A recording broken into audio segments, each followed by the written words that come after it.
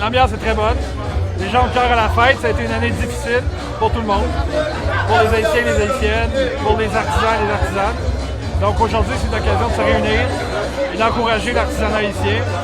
Pour moi-même, c'est une occasion de faire des achats de Noël que je vais ramener avec moi au Canada pour montrer ces belles choses au Canada et donner envie de l'artisanat haïtien aux Canadiens et aux Canadiennes. Je sais qu'il y en a déjà beaucoup qui aiment beaucoup ce pays et ils gagnent à être découverts. Bon, nous, en fait, cette année, on a décidé d'être partenaire de l'événement.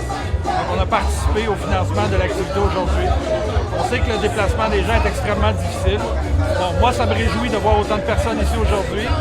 J'ai passé presque toute l'après-midi ici, j'ai vu beaucoup de monde. Et ça, c'est un bon signe.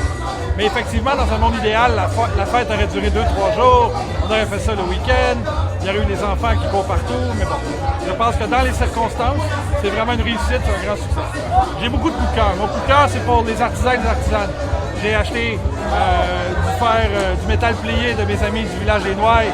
J'ai acheté des souliers sur mesure qui vont être faits pour moi dans les prochaines semaines.